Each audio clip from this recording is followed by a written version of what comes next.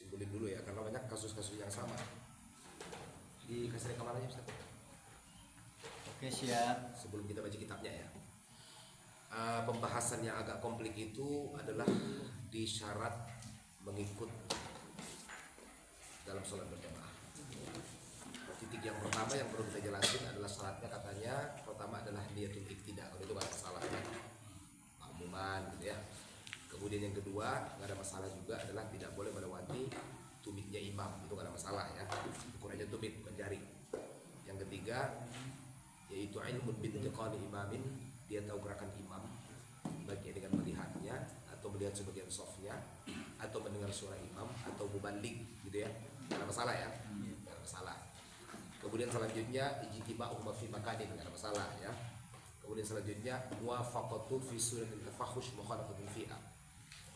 Mesti ikut sunnah-sunnah yang dilakukan oleh imam. Itu hukumnya ada dua. Kalau imam ngelakuin wajib ikut, hukumnya ada tiga.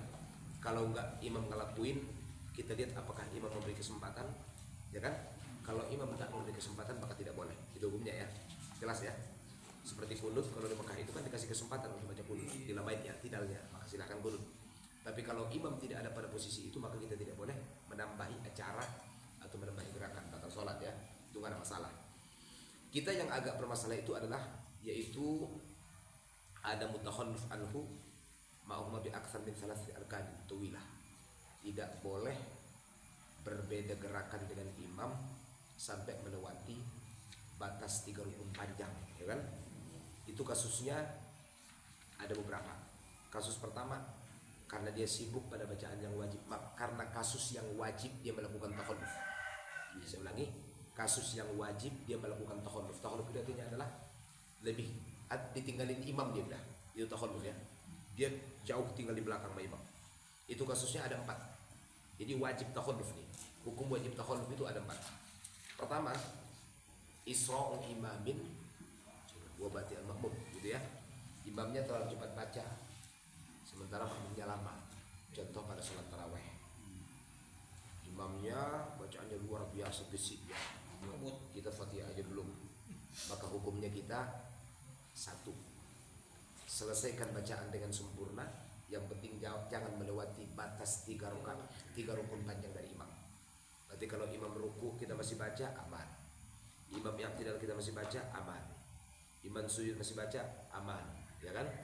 Kemudian imam duduk antara sujud, aman. Imam sujud kedua, ya kan? Kita masih aman. Tapi itu udah 3 rukun, karena nggak dihitung yang tidak dan duduk antara 2 sujud. Berarti yang dihitung adalah ruku dan 2 sujudnya, kan gitu ya?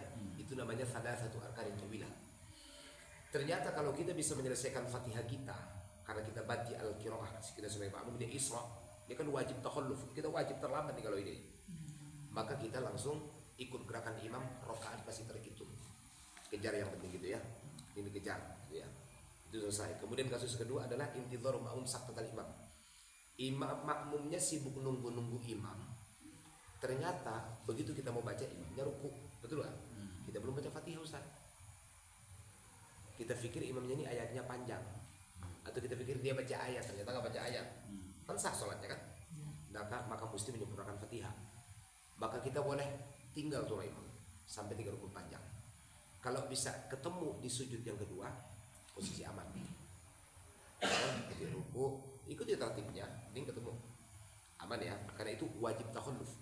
Kemudian ketiga intidhar, yaitu sa'uhu anhu fi, yaitu ruku'in imam ya. Kita lupa, ternyata imam ruku belum baca Fatihah, ya kan? Maka berarti kita mesti menyelesaikan Fatihah kita. Hukum sama, yang penting jangan sampai melewati 3 rukun panjang. Kemudian kasus keempat adalah syakku fi qabla al-ruku'i, syak sebelum ruku. Begitu mau ruku, aduh, saya baca Fatihah apa enggak ya? Nah, mesti baca Fatihah. Yang penting jangan melewati batas rukun panjang, 3 rukun maksudnya. Itu hukumnya sama semua.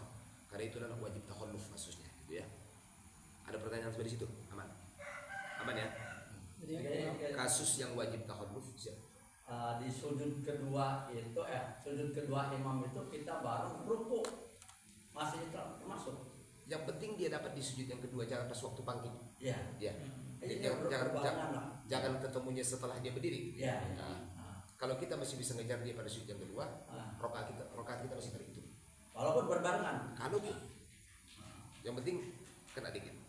Makanya kan penjelasannya dalam kitab Al-Nihayah, al-muradu bin akthar ay yakuna as-sabaku bi thalathatin wal imamu fi rabi' ka an takhallafa bir ruku'i was sajadatain wal imamu fil qiyami fa hadhihi thalathatu arkanin tawilah, ya kan? Seperti yang dimana dia takhalluf pada ruku, ya kan?